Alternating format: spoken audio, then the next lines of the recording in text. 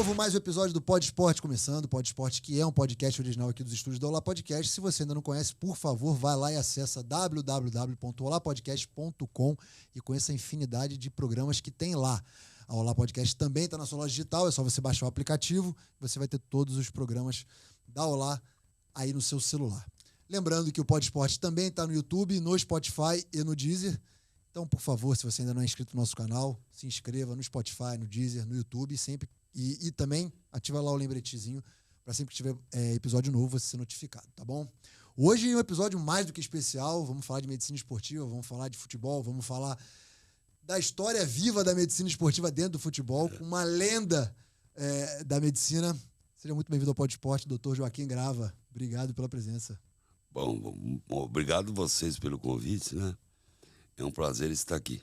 Cara, um prazer imenso nosso. Acho que falar de esporte de uma maneira geral, a gente já teve aqui outros doutores, outros médicos para falar de esporte, mas ter uma referência como o senhor aqui no Pod Esporte realmente de muita satisfação para a gente.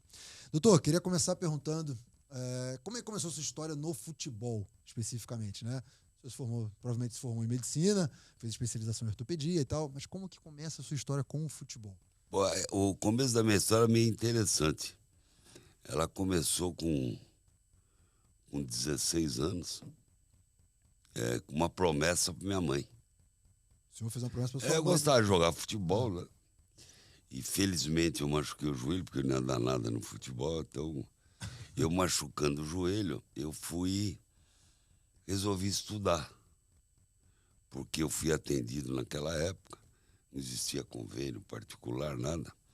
E na época eu fui atendido por um médico muito famoso na época, que operava os jogadores de futebol. Dr. João de Vicenzo, uma lenda aí da medicina do joelho, né? Da ortopedia do joelho. E ali, na antessala, para ser atendido por ele, eu falei para minha mãe. Falei, mãe, já que eu machuquei o joelho, porque naquela época machucar o joelho...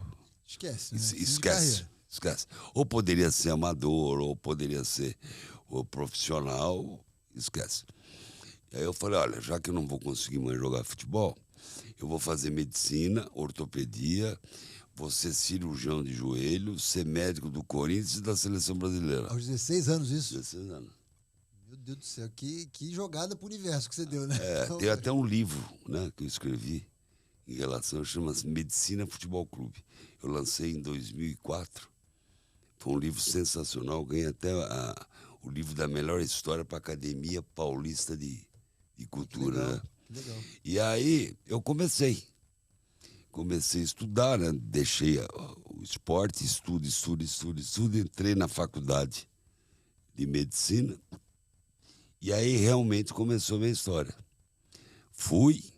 E através de algumas intercorrências, alguns tropeços, eu conheci o Osmar de Oliveira, que na época era um médico do Corinthians, famoso, tal, né? Falecido Osmar.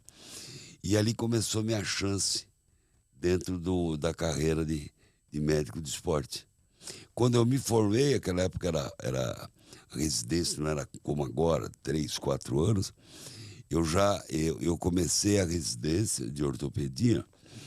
E eu conciliava trabalhando na Portuguesa de Desportos durante 9 meses. Aí, depois de 9 meses, eu tive um problema lá que eu não podia cumprir todos os horários por causa da residência. Eu saí no mês de novembro. E em dezembro, eu estava em casa e eu recebi um convite do Corinthians para ir trabalhar. Então já tinha... 3 etapas já estavam cumpridas. Já faltava medicina, fazendo ortopedia e Corinthians.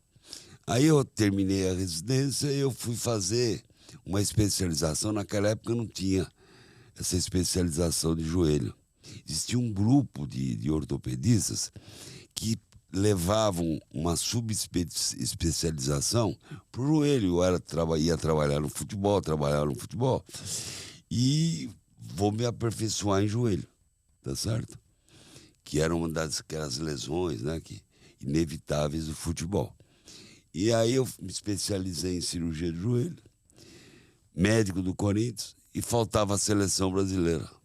Até que em 98, eu fui convocado para a seleção brasileira e foi uma coisa assim que eu consegui pagar essa promessa para minha mãe. E a coisa mais interessante é que minha mãe estava internada, até no Hospital Sírio-Libanês. Ela teve um câncer, um melanoma, e ela não estava bem. E um dia, era uma quarta-feira, eu ia operar a Carla Pérez. Lembra a famosa Carla Pérez? Como não? A loira do Tchan. A loira do Tchan. E eu passei antes no hospital, umas 6h da manhã, para falar com a minha mãe.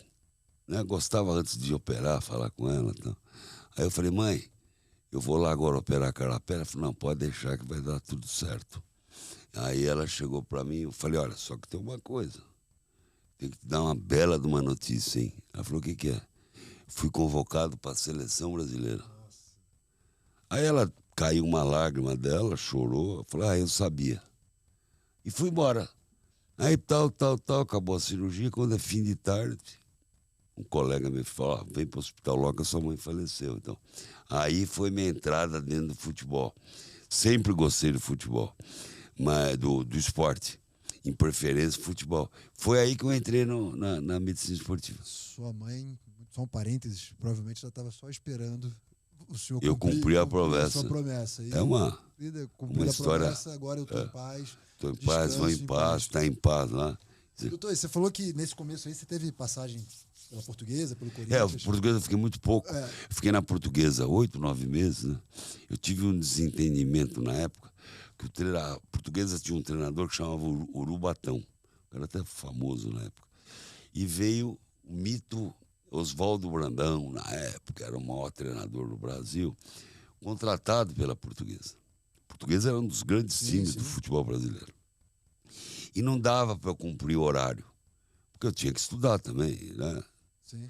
E o senhor Oswaldo Brandão chegou e falou, queria que eu ficasse todos os treinos. Então eu não podia largar a residência para ficar no futebol. Não tinha cabimento nenhum. Não conseguiria. E aí ele começou a forçar, eu falei que não. Aí eu peguei e saí. Só que eu fiquei 1 mês e meio longe de futebol. Um diretor do Corinthians me ligou, o Leonel Marconi, se eu queria ir para o Corinthians. Até assustei, falei, acho que é brincadeira isso, porque você não tinha celular, me ligou na minha casa. E aí eu aceitei com essa proposta de eu continuar com a minha especialização. Ia 2, 3 vezes por semana no Corinthians, trabalhando nas divisões amadoras, que deu 1 ano e meio. O Corinthians meio que investindo no senhor, né? Isso mesmo. Aí eu fui pro time profissional e fiquei. Pô, quantos anos? Até 2003. Isso que ano que foi que o senhor chegou? Que eu cheguei em 79. Eita, foi tempo pra caramba. Foi tempo. Nossa Senhora. Aí eu fiquei no Corinthians até 2003.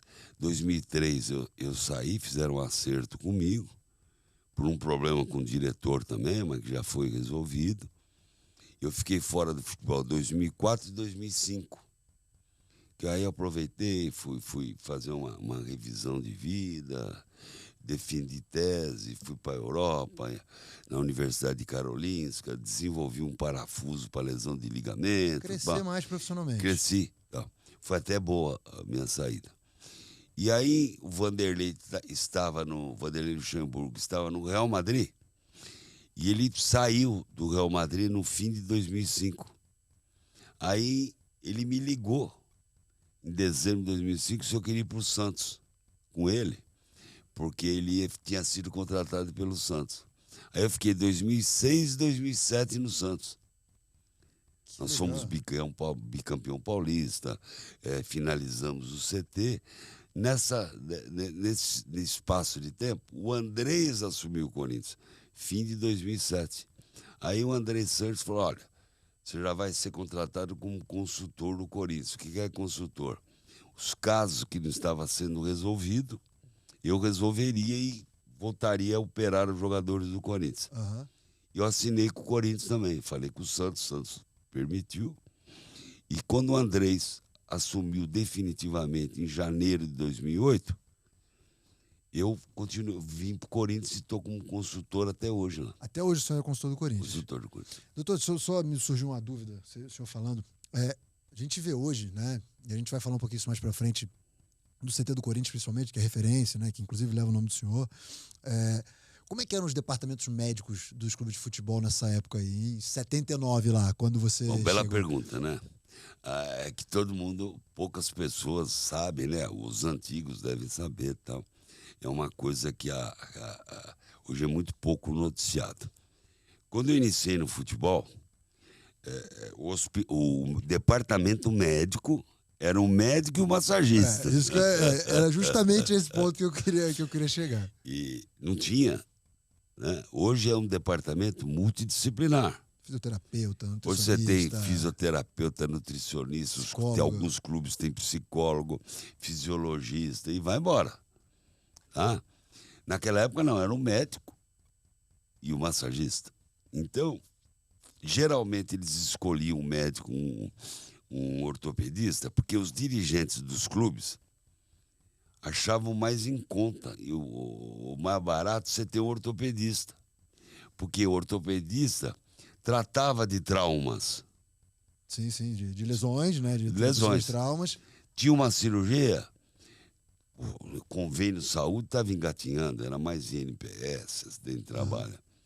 E geralmente o médico ortopedista que era ligado a uma instituição dessa. Então o jogador machucava, o médico mandava lá para essa instituição operar, ou o médico do clube operava, como era o meu caso. Entendi. Entendeu? É muito mais simples e mais em conta pro clube, obviamente. Não gastava nada. E aí eu acho que com o avanço da tecnologia foram entendendo que assim... Não, aí começou. Aí foi... na verdade, o primeiro fisioterapeuta, se eu não me engano, foi 83 ou 84, que começou a desenvolver a fisioterapia no futebol, foi o Rosan, no São Paulo, futebol. Sim. Porque quem determinava a fisioterapia era o médico. Então eu chegava para o massagista e pedia, faz água quente, né? Que seria aquela famosa bolsa de água quente, toalha quente. O gelo, nem pensar, que existia um mito na minha época que gelo dava reumatismo. É mesmo? Esse mito eu não conhecia não, do gelo. Nossa Senhora. É mesmo? Fazer gelo vai dar reumatismo no jogador. Hoje olha como é que... Hoje é só gelo. Nós tínhamos o famoso forno de beer. Não sei se você... Não conheço. Lembra? Não. O forno de beer parecia um túnelzinho assim, que ele fazia um calor, tinha 2 cortininhas e o atleta entrava, deixava a coxa ali dentro para fazer o calor local. Chamava forno de beer. Forno mesmo. Forninho. Como se fosse um forno. Tinha o famoso infravermelho. Sim, esse beleza. Tá certo? Tinha um aparelho que chamava turbilhão. Era um tanque, que ele era de aço, enchia de água, tinha água quente. Você colocava ou água quente, né? Água gelada tinha sempre. E era que nem um turbilhão, ele ficava massageando, fazendo ondas. Como se fosse uma hidromassagem. Uma jacuzzi hoje. Sim. E quando você queria fazer quente, você punha água quente, porque não tinha como fazer água quente circular. E tinha isso. Tinha a famosa parafina. Parafina era um recipiente, você tinha parafina. Parafina não, de prancha, de surf. Esquentava parafina e passava com um pincelzinho na região para fazer um calor profundo. Doutor do céu. Isso aí a gente está falando dos principais clubes, essa estrutura. Não, mundial. Meu Deus do céu. Aí nós fomos para... Aí começou uma certa evolução. Para estar 86, chegou o ondas curtas. Eram 2 placas.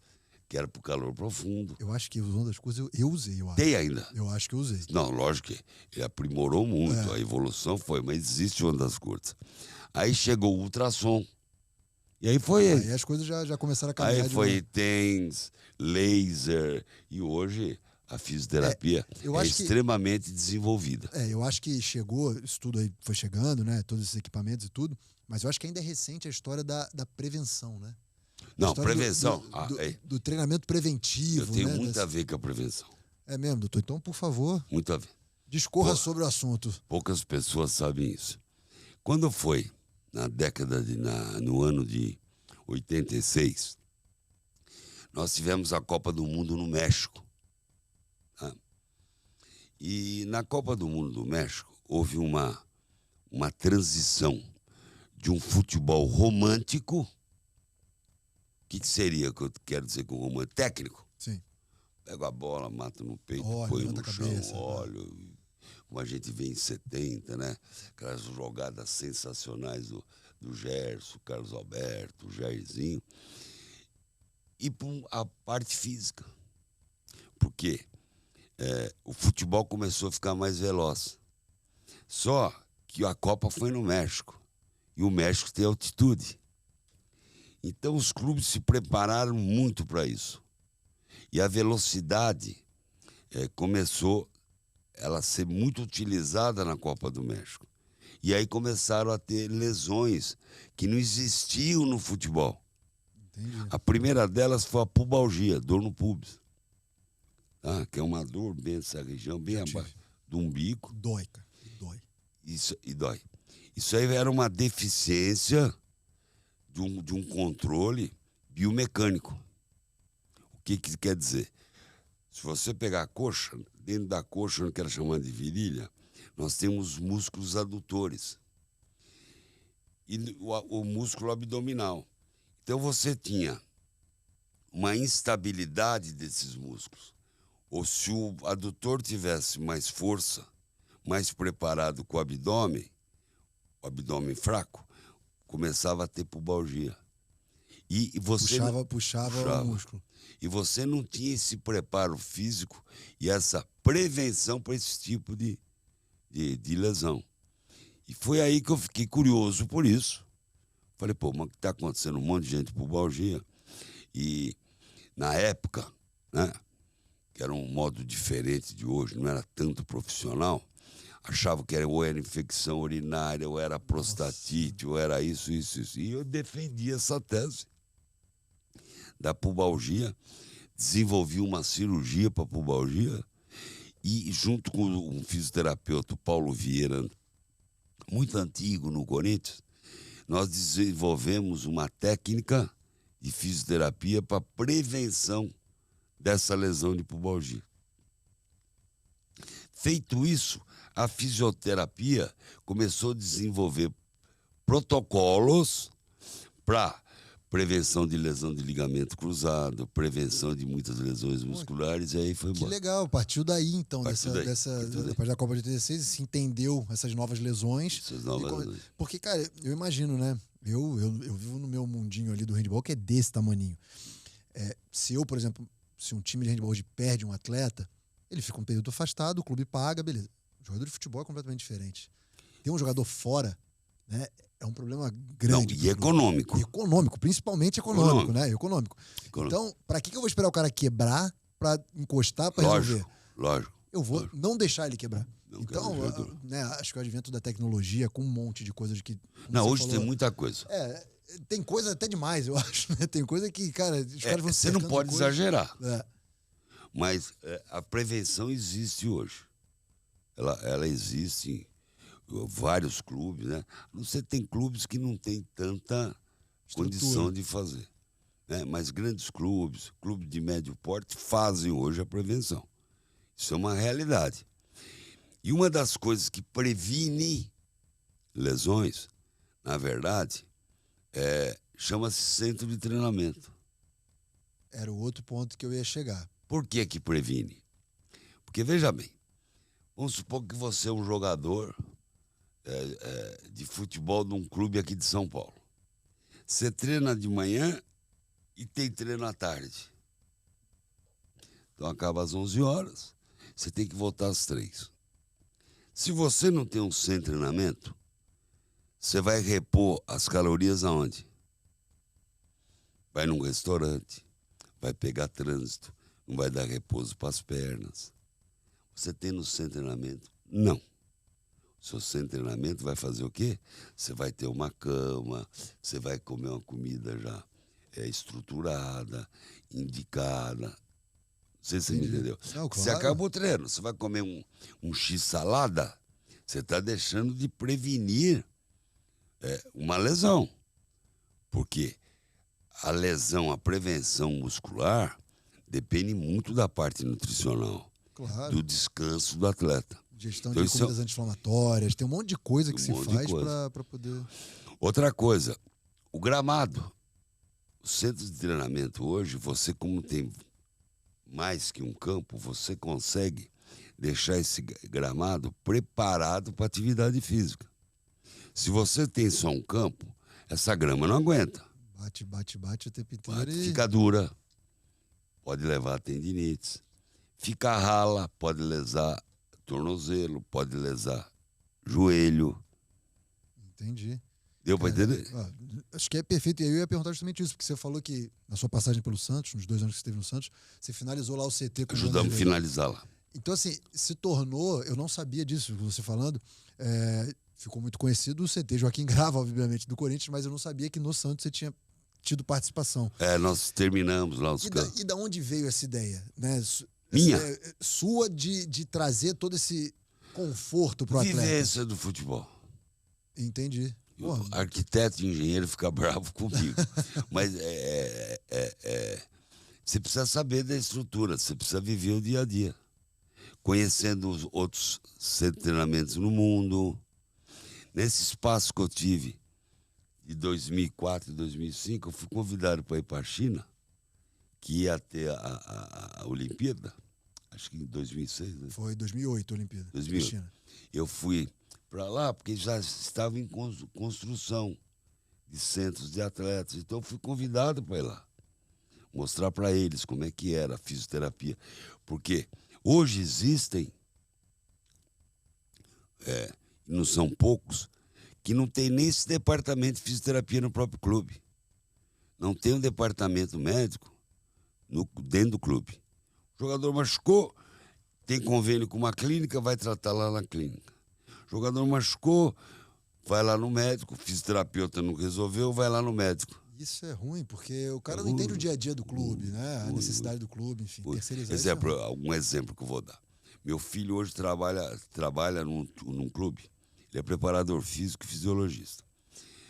No estado de Oklahoma, nos Estados Unidos, numa cidade chamada Tulsa, que disputa o campeonato, né? E ele funciona assim. Os caras são os grandes investidores da equipe, só que não tem o seu departamento médico lá dentro, nem de fisioterapia. Então é ruim. Porque ele falou assim, pai, eu fui lá agora conhecer. Vamos supor, o jogador se machuca. O que acontece?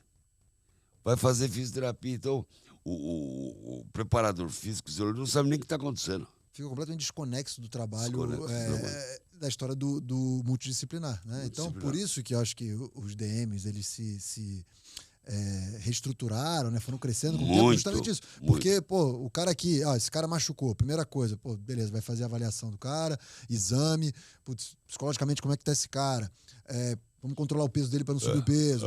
Então, assim, tá todo mundo conversando ali com o mesmo objetivo. E isso eu acho que hoje é até difícil imaginar que não seja assim, dessa maneira, né? Isso é o lado extremamente positivo para a medicina esportiva. Só que para o médico, que é um administrador dessa equipe multidisciplinar, hoje é administrador. Hoje o fato de ser médico de um clube, os ortopedistas vão ficar bravos comigo agora, eu sou ortopedista. Não precisa ser ortopedista. Antigamente precisava ser ortopedista, por causa daquela necessidade da diretoria e tal. Hoje não tem. Hoje, você é um gestor. Se você ser formado em medicina esportiva, né, que existem vários cursos, ter uma noção da medicina esportiva, da traumatologia esportiva, mesmo você não sendo ortopedista, você pode trabalhar num clube e administrar. Você vê, hoje o Corinthians tem 2 médicos que não são ortopedistas.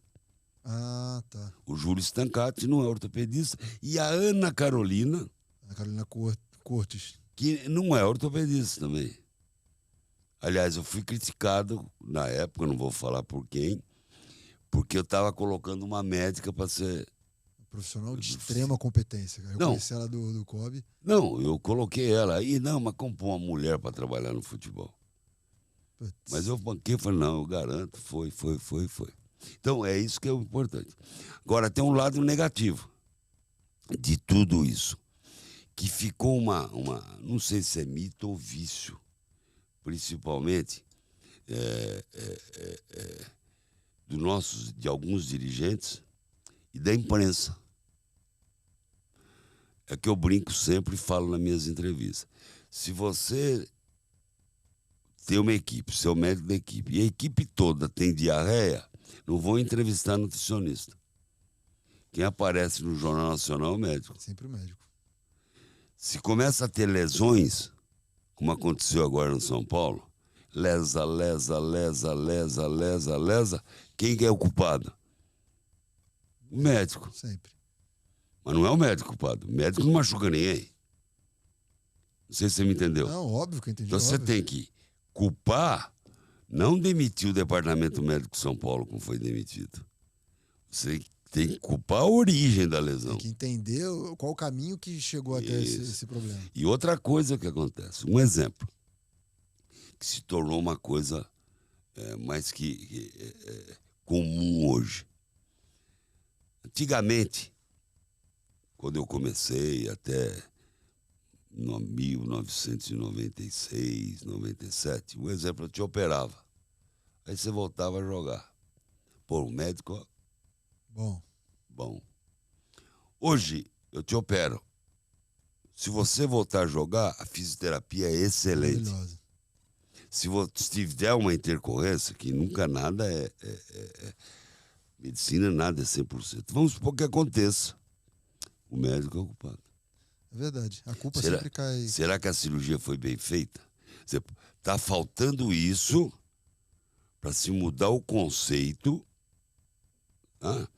dentro da medicina esportiva que nós chamamos. Eu acho que colocam sempre como responsável, né, o médico. Exatamente. Se o senhor foi bem perfeito assim na sua colocação. É responsável. Algum problema lá fora não é. Não é, tem toda uma equipe e tudo. De repente o senhor pode ir à frente para falar, ó, identificamos o problema, foi um problema na parte nutricional desse atleta que não cumpria, blá, blá, blá. Doutor, pera um pouquinho, pô. Essa comida tá uma porcaria, pera aí um pouquinho. Doutor, vem aqui um pouquinho.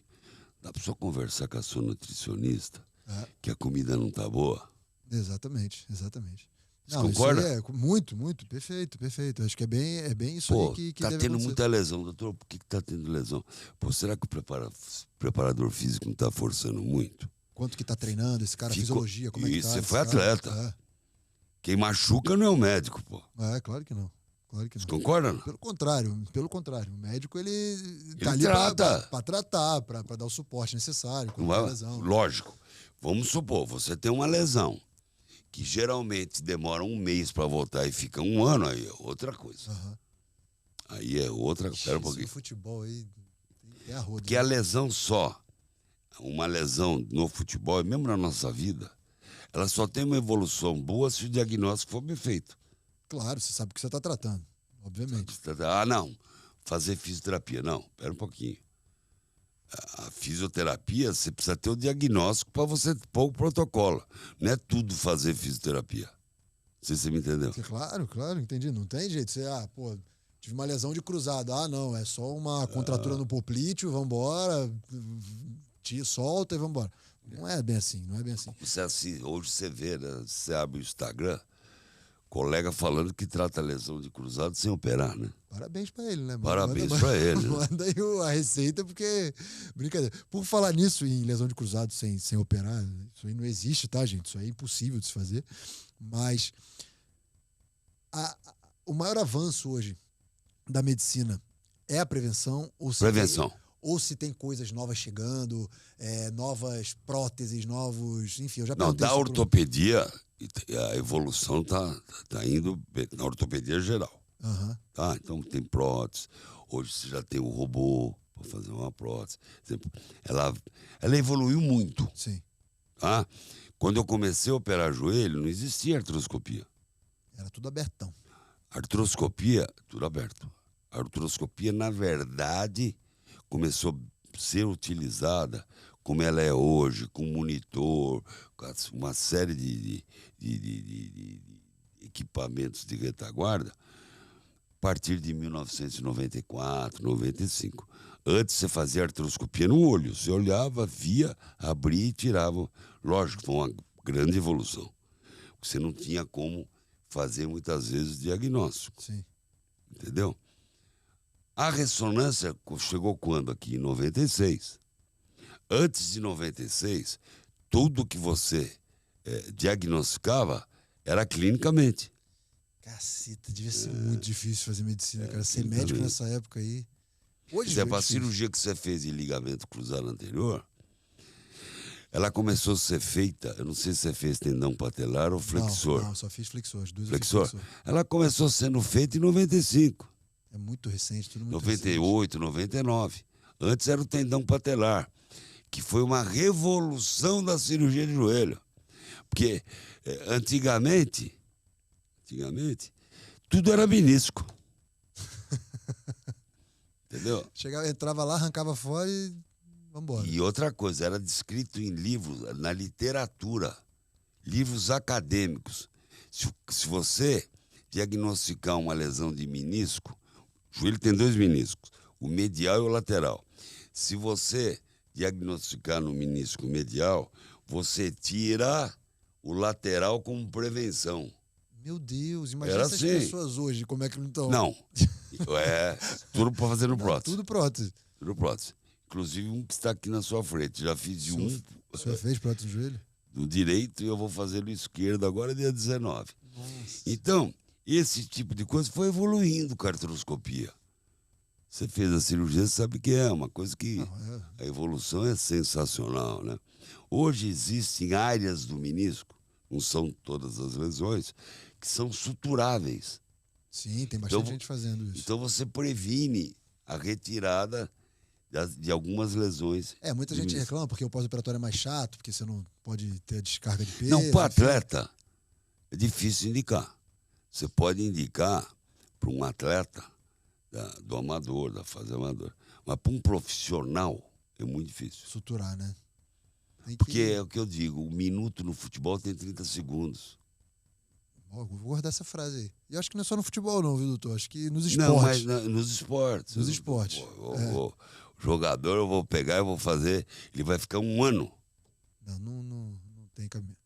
Não tem cabimento. O próprio atleta não vai querer. Verdade. Doutor, e aí a gente entrou no assunto joelho, e aí eu vou fazer um link aqui com a história. Vamos falar um pouco do CT, Joaquim Grava, que é o CT do Corinthians. E eu ouvi a história. O Ronaldo falando que quando chegou no Corinthians, né, quando ele volta aí para encerrar sua carreira no Corinthians, ele ficou horrorizado com como era o CT. Quase se convulsionou. De novo. Como é que foi essa história aí? Como é que chegou? Ele chegou Não em tinha você? CT. Era um lugar para treinar. Era só um lugarzinho para treinar. Os dirigentes que estavam lá, porque na verdade eu saí em 2003 do Corinthians,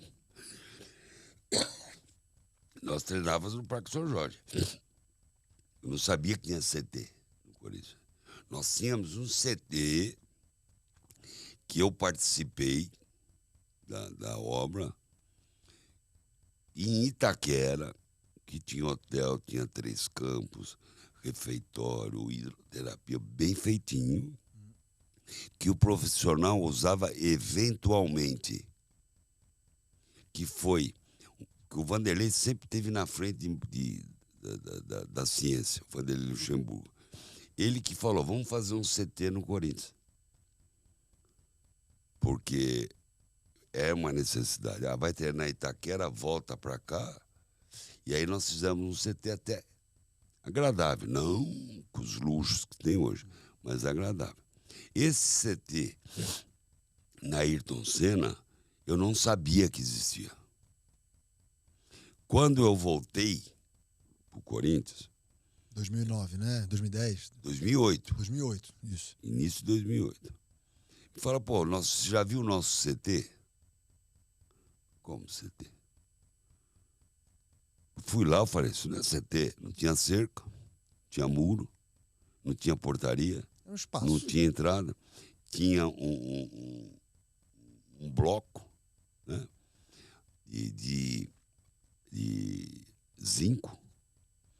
onde você tomava banho, um vestiário, um chuveiro. Tinha outro bloco de 5, que era a sala de imprensa, e acabou, não tinha mais nada. Um campo. Os outros campos que estavam ao lado, sem tratamento. Uma grama que a gente acha uma grama extremamente ultrapassada, que é a grama São Carlos. Aí que eu falei, aquilo é CT, pô. Vamos reformar o Parque São Jorge. Então, o Andrés, sem dinheiro, sem nada, falou, me ajuda. E o Andrés foi lá e conseguiu reformar o Parque São Jorge. Academia nova, vestiário novo, pô, já melhorou. Porque quando eu voltei pro Corinthians, tinha bicicleta que não tinha pedal. Só tinha um pedal. Tinha sido largado o Corinthians, cientificamente e administrativamente. E o Andrés foi colocando isso em ordem. Até que chegou o episódio do Ronaldo, né? Aí o Ronaldo viu o Parque São Jorge, adorou, porque era muito bem feitinho. Aparelhos de musculação de primeiro mundo. Eu orientei a fazer uma piscininha para hidroterapia lá dentro, tudo debaixo da arquibancada ali na Numerária. Só que um dia foi treinar lá na Ayrton Senna. Imagina, cara. Mas chega dia, trocava no Parque São Jorge, né? Você ia trocado do Parque São Jorge pra lá. Não tinha lugar pra se trocar. Aí ele me ligou de lá. Falou, pô, velho, onde é que você me mandou, rapaz? Que coisa horrorosa. Tinha um chuveiro. Cara, como assim, cara? Um chuveiro. E diziam que lá era o centro de treinamento do Corinthians. Não era o centro de treinamento do Corinthians. Até que o Antônio Carlos era o nosso diretor. O Antônio Carlos Zago, hoje é treinador na Bolívia, se eu não me engano. Era o nosso diretor. Falou, pô, Joaquim, vamos construir um CT. Ele falou, então você, além de médico, se tornou o consultor do CT, porque você aí, veio com essa ideia. Aí o Andrés falou assim, pô, vamos fazer um CT. Falei, pô, vamos embora. Aí começou, fui embora. Eu orientando, sentando com arquiteto, sentando com isso, sentando com aquilo, e pedindo para um, e pedindo para outro, e pedindo tal. E eu fui orientando. O Ronaldo ajudou bastante também, que, pô, os times que ele jogou. Sim, claro. Imagina os tudo CTs que ele não CT frequentava. de primeiro mundo, pô. E aí nós fomos fazendo. Porque não tem um engenheiro que vai te fazer. Não vai entender a necessidade, né? Você precisa entender mostrar a necessidade pro cara. Como o engenheiro que constrói um hospital, né? Como é que o cara vai saber onde é que fica? Hoje existe esse tipo de especialização. Né? Mas de especialização em construir CT. E aí foi. E aí... E foi rápido a construção? Foi uma luta para fazer, viu? É mesmo? Sem dinheiro. Mesmo com a vinda do Ronaldo, não... Sem dinheiro. Aí eu ia lá e arrumava aqui, arrumava ali. Eu me dediquei 2 anos na minha vida. Fiquei 2 anos sem ir no CT. 2 anos que eu fiquei indo no CT. Eu só não fui no Natal e no Ano Novo. Dia 25 e dia 31. Meu Deus. Dia 1º. Todos os outros dias eu ia. Eu larguei algumas coisas que eu fazia, né, sem remuneração, para ficar lá olhando, discutia, fazia isso, fazia aquilo, ia ver a obra, e faz isso, e arruma patrocinador, e arruma isso, e arruma aquilo. Puta merda, mas deve ser hoje para você um mega orgulho. Mas a grande homenagem é pro Andrés, que bancou. Bancou, foi atrás. Bom, vamos fazer, tá certo? Mesmo sem condições. Tinha um diretor que chamava o André Luiz, que deu uma força muito grande. Eu chamo de André Negrão, né? Uhum. E o Roberto, que saiu agora o Roberto Andrade, seu diretor, foi muito importante também nessa formação dessa equipe para nós construirmos o CT. Eu acho que pelo esforço que eu fiz para construir o CT, ver aquilo crescer, né? E fizeram essa homenagem aí. E não coincidentemente, né, doutor? As coisas no Corinthians começaram a funcionar após isso. Não, pera um pouquinho. Isso é evidência. A nossa vida, ela é feita de evidência. Exatamente. Tem coincidências? Tem. Mas tudo na vida é evidência. Qual foi a evidência disso? O Corinthians, depois que o CT ficou pronto, completo, com hotel, um hotel maravilhoso e tal. O Corinthians só foi campeão da Libertadores, Só que perseguiu a vida inteira, só isso. campeão mundial e os outros títulos subsequentes. Isso não é evidente. É alto investimento ou não? É pequenininho investimento, é o retorno que se tem, né? Acho que Poucas lesões, cara, foi um pouquíssimas lesões. momento de glória. Vários né? jogadores do mundo querendo tratar lá. O CT tem um laboratório de biomecânica que você conta aí, 8 no mundo tem. Teve gente de fora que veio tratar e Muitos importante. jogadores. Pode citar alguns aí? Teve vários. É? Nem vou lembrar agora, mas teve vários. Entendi. Jogadores brasileiros que estavam lá fora. Jogador. Tinha muito jogador que vinha da Croácia para cá. Legal. Ucrânia. Doutor, você falar isso é muito legal, porque acho que mostra que o trabalho do médico hoje, né, no futebol, ele vai muito além, como você já citou aqui, Vai muito além. do trabalho da ortopedia, do diagnóstico da lesão, é um trabalho administrativo e de entender as dores do clube, o que precisa ser feito para colocar a casa em ordem, para mostrar como deve ser bem feito o negócio, para a gente trazer resultados. Semana passada, eu acho, umas 2 semanas, eu acho que eu vi uma reportagem da academia do Palmeiras, lá das máquinas, da aparelhagem de academia. O cara chega lá com a pulseirinha, marca, a altura. Sensacional. Isso tudo a gente está falando, que a gente começou falando desse papo, que na verdade é da prevenção. Eu acho que a primeira equipe... Bom, espera um pouquinho. Você viu como eles estão. Tudo na vida é evidência. Ganha tudo. Não tem. Se preparou. É claro, estruturou. Investiu naquilo que era necessidade. Porque o Palmeiras tinha um centro de treinamento, mas não tinha hotel. A área de preparação física era uma área que não era como a que tem hoje. Depois que houve esse investimento, olha o Palmeiras. É outra coisa. O time que está subindo muito de produção, que a gente tem notado, é o Fluminense. Sim. Olha o Flamengo, depois que fez o Ninho do Urubu. Não, perfeito. Que é sensacional também. Perfeito. E assim, eu não entendo como é que os outros times não olham para aquilo e falam, cara, mas muitas vezes... quase receita de bolo, né? Muitas vezes não tem alguém que vai lá e... Banca. Tem outros problemas. Você vê o Atlético Paranaense, dentro das suas condições, que tem um CT maravilhoso. Há quanto tempo o Atlético está ali nas primeiras colocações? Dizem que isso mantém. Lá, e já tem um tempo, né? Tem bastante tempo que o Atlético se estruturou assim. Foi um dos primeiros. Bem antes do Corinthians. Entendeu? Não, o primeiro centro de treinamento do Brasil, inclusive eu fiquei lá na Toca da Raposa. Fiquei com a seleção brasileira lá. O Cruzeiro. Incrível também, CT. Hoje você vê que as grandes equipes, a grande maioria tem, né? O seu CT, tem as coisas para... Tem que ter. Não cabe mais a história do cara treinar de Não. Não cabe mais. Não treinar no campo de jogo deles, esquece. Né? Esquece, isso não tem mais. Doutor... Já foi, é um passado que ficou. Agora, eu vou te contar uma coisa, que é uma coisa interessantíssima. Quando o Zico foi pro Japão, 87, né? Kashimantras, né? Começou a revolucionar o futebol. O Japão começou a investir no futebol. Eu fui com o Corinthians em 89 pro Japão. Vou repetir pra você, 89. Não sei nem fazer a conta de quanto tempo foi. 2 clubes tinham sem treinamento no Brasil. O Cruzeiro e o São Paulo. Né? São Paulo já tinha finalizado seu centro de treinamento. Nenhum outro clube tinha no Brasil.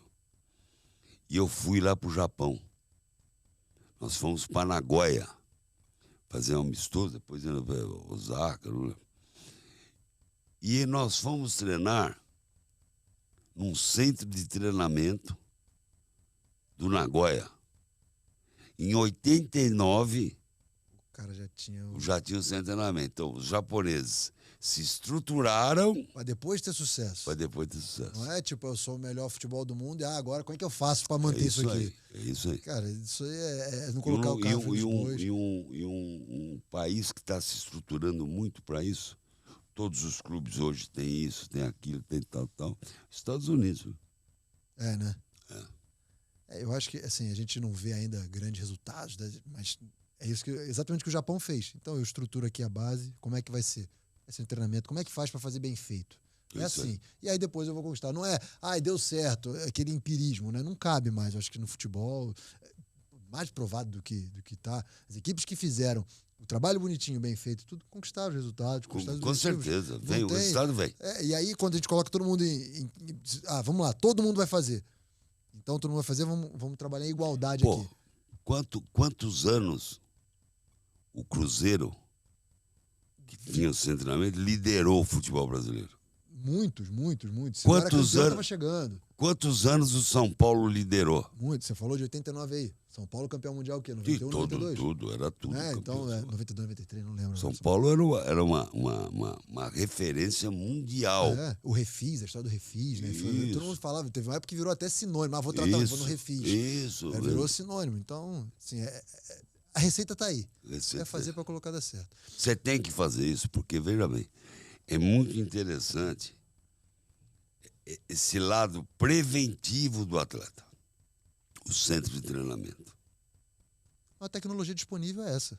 É isso aí. É essa. É não machucar. É isso aí. Não machucar. Não machucou, Um você exemplo, tem cara... vou dar um exemplo para você. No Corinthians, como é que funciona? Vamos supor que você jogou no domingo, você teve uma dor na coxa. Beleza? Como é que eu vou saber essa dor na coxa? E dor e músculo não é o sintoma, é a função. Tá? Não, tô sem dor, eu vou jogar não. Aí ele rompe outra vez. Esquece. Nós temos o ultrassom lá. Tem um médico radiologista, vai lá, vai colocar o ultrassom e você fala, não, para aí, é um edema só, vamos dar um repouso hoje.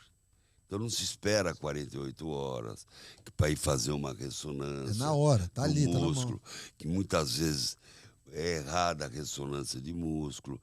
Não é que é errada, não dá para você fazer um prognóstico, porque a ressonância não te mostra. E tem história também, né, doutor? Desculpa te interromper, mas você conhece o atleta.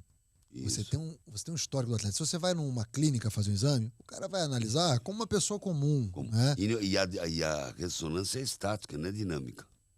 O ultrassom é dinâmico. Exatamente. Então eu posso saber, ver como o músculo está reagindo. Mexe aí, tem rompimento de fibra. É aí que é a prevenção também.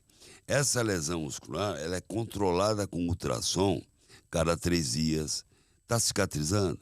Não está cicatrizando? Está cicatrizando? Tem um acompanhamento, claro. Que é a história do Pato. O que o Pato tinha? Eu não fiz nada. Quando o Pato veio... Ele era conhecido por ter muita lesão, só o Pato é bichado, o Pato tem problema genético. Mega talento, né, cara? Que o Pato tem isso. Então o Pato veio. Falei, senta aí, como é que é o seu negócio? O belo exame que eu fiz dele, né? Falei, não, eu tratava, eu lesei aqui, eu tratava, eu ficava bom e ia pro campo. Aí ou no mesmo dia, ou dali 3 dias, eu sentia a lesão. Aí eu voltava lá, ele mandava fazer isso, fazer aquilo, eu ficava bom. Aí contou toda a história. Eu falei, vamos lá, o que é ficar bom? Sim, tem muitos ficar Não, bom, eu não né? tinha mais dor, não tinha nada, mas isso não significa. O fato de um músculo não ter dor, não ter limitação de movimentos, não significa que ele foi tratado ou ele está curado. Entendi. Só desapareceu o sintoma. Você tem que tratar a função muscular. Porque se ele não estiver totalmente curado, esse músculo vai lesar outra vez. E com a ultrassonografia, você consegue fazer um diagnóstico, você consegue fazer o prognóstico e você consegue fazer o quê? Uma prevenção. Perfeito. Dessa lesão que ele teve. Perfeito. E aí você bota o cara no campo, bota o cara pra render, Isso. bota o cara feliz, porque o cara para de machucar, né? Porque Isso. deve ser legal também você ficar ouvindo todo mundo falando que você é bichado. Tem um caso muito interessante que eu coloquei o podólogo no futebol. Foi o senhor também. Pô, o senhor, pelo amor de Podólogo. Deus, tudo que eu sei de chegada de coisa nova pra melhorar o futebol. Foi o podólogo. E o ultrassom também. É mesmo? Foi. O podólogo foi o seguinte, nós vamos disputar uma final de campeonato em 1995, em Ribeirão Preto, Corinthians e Palmeiras. Tinha sido campeão da Copa do Brasil, ou foi depois, não lembro, mas acho que foi que tinha sido. E nós fomos disputar com o Palmeiras uma final do Campeonato Paulista em Ribeirão Preto. 95 isso? 95. Teve o Sérgio Soares veio aqui e falou desse jogo aí, que teve episódio no avião também, que os caras começaram a zoar o Vanderlei lá, enfim. Mas enfim, O treinador? Não. O treinador do o Vanderlei Palmeiras... estava no Palmeiras. Não. Não era o Vanderlei? Não. O treinador do Palmeiras era o Carlos Alberto Silva. O Palmeiras jogava Veloso, Mancuso, Miller... Pode ser que eu tenha me confundido. Kleber, mas enfim. Roberto Carlos. Timaço. Timaço. O Corinthians tinha um time muito bem treinado, né? Nessa época. E nós íamos sair do hotel 2 horas, o jogo era às 4, ia ser 1h30. Quando é 11 horas, o massagista me chamou. Tá? O massagista me chamou, o falecido cara, e falou: doutor, o Viola tá lá se queixando do dedo dele, o dedão do pé. Você não quer dar uma olhada? Eu fui lá, cheguei lá, o dedo do Viola desse tamanho. Puta merda. Falei: o que foi? Não sabe o que é. Vai ver. Eu, sexta-feira, eu estava com uma unha encravada e fui no Dr. Scholl. Sim, doutor Show. Aqui não tinha um supermercado ali perto do Corinthians que tinha Uma lojinha dele. uma pedicure dele. Deu uma infecção dele, desse Viola, Puta que foi. No domingo, ela exacerbou. E aí, como é que faz? Final, pro jogo final. Fazer o quê, cara? Aí, o Viola, você lembra? Não sei se você vai lembrar, mas quem é corintiano vai lembrar que o Viola entrou com chuteira prateada, acharam que o Viola era metido. Não. Ele entrou com a chuteira prateada porque o pé que ele estava com problema no dedão, nós pegamos um número uma vez maior da chuteira dele, para pôr o chumaço de algodão. Então ele entrou, vamos supor, no pé direito com 39 e no pé esquerdo 40 ou 41. E era essa chuteira disponível. Improvisar. Aí eu falei: pô, isso não pode acontecer. Foi aí, um podólogo excelente, isso é bom, me acompanhou depois na seleção brasileira, no Santos, faz muito essa área esportiva, essa podologia esportiva, o Ezequiel. E o Ezequiel está até hoje no Corinthians. É mesmo? Você falou de podólogo, agora eu lembrei, há um tempinho atrás. Eu sou botafoguense, né? Como eu disse pro senhor aqui em off. E a gente tem dificuldade em ter jogadores da seleção brasileira, tem dificuldade em ter títulos. E aí, o Botafogo postou um tempo atrás, aí é meio recente. Parabéns ao nosso podólogo. Aí falou o nome do cara. Convocado para a seleção sub-17. Aí virou meme. A galera lembra. Mas é mais um profissional importantíssimo dentro de uma equipe. Isso aí. Eu lembro disso, mas não que o Botafogo tem que postar que mas beleza, tudo bem. Passa. Foi, tá certo. Doutor, para encerrar o nosso papo aqui, queria que você contasse algum caso de um atleta que o senhor tem operado e, assim, tem olhado assim e falado: cara, esse atleta aqui não vai voltar a jogar. E o cara... Eu tô perguntando isso porque eu conheço alguns casos dentro do handball, de médico ortopedista amigo meu, tudo, de falar: cara, esse cara aqui, meu, como que ele joga, esse cara, com esse joelho, com essa lesão absurda aqui de cartilagem? Tem algum atleta que o senhor operou e falou: esse cara aqui, vamos lá, vamos operar, mas vai ser realmente difícil o retorno dele? Difícil ou vai retornar com dificuldade? Tirando o Ronaldo, que eu acho que é o maior exemplo icônico disso. Existem hoje jogadores no futebol brasileiro, que não vou citar nome, Tá. até por questões econômicas, né? Mas teve um atleta que foi considerada, por mim, a pior lesão que eu vi no futebol. Joga ainda? Não sei se ele está jogando ainda, mas deve estar. O Maicon Leite era um jogador que jogava no Santos, né? Estatura baixinha, e num jogo contra o Flamengo, ele teve uma luxação do joelho. O que é luxação do joelho? É lesão de todos os ligamentos. Você está com a tíbia aqui, o fêmur aqui, o joelho sai fora. Então rompeu tudo. Isso aí você tem compressão de artéria, pode ter lesão de nervo, uma série de coisas. E aí ele veio para mim. Eu já estava no Corinthians, inclusive, eu não estava mais no Santos. Que presentão. Aí eu operei o Maicon Leite, teve que reparar todos os ligamentos, Deixei uma outra cirurgia pro segundo tempo. E eu falei para ele, falei, Maicon, a lesão foi extremamente grave. Extremamente grave. Na época, não sei quem presidia o departamento médico da FIFA, ele ficou tão assustado com a lesão, que é rara, não é comum. Me pediu até um relatório, as fotos da cirurgia e tal, que ele mesmo considerava uma das piores lesões que tinha acontecido no futebol. Aí eu falei para ele, falei, Maicon, é difícil, vamos tentar, mas eu não sei se você vai voltar a jogar futebol. Beleza? Mas aí nós fomos, ele voltou. Aí tinha um ano que ele estava jogando, a tribuna de Santos, um repórter me ligou. Falei, pois não. Falei, doutor, eu queria fazer uma entrevista com o senhor, tal, sobre o Maicon Leite.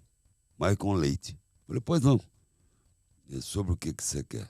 Falei, doutor, então, tem uma dúvida aqui, não sei o quê. O senhor não acha que o senhor errou?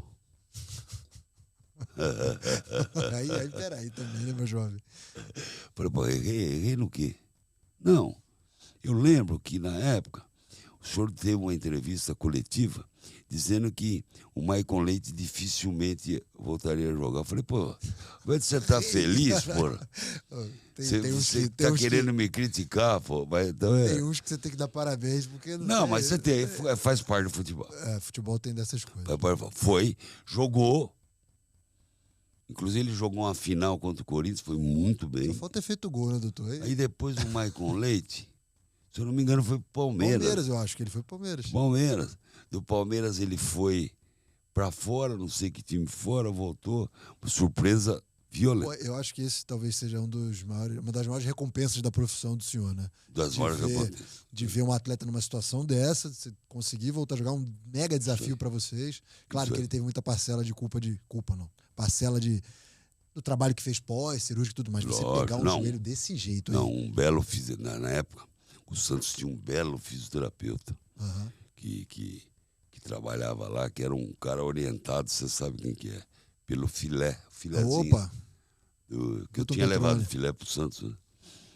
Quando eu fui pro Santos, eu levei filé. O Newton Petroni o filé ficou muito tempo aqui no Vita, né? No Instituto Vita, aqui em São Paulo. Eu fiz a reabilitação do meu ombro aqui. Ele era chefe do departamento de fisioterapia. Mega profissional. Doutor, queria agradecer demais a sua presença aqui no Pod Esporte, agradecer o seu tempo, esse poço de simpatia, de aula aqui que você deu. Acho que você é a história viva do futebol, faz parte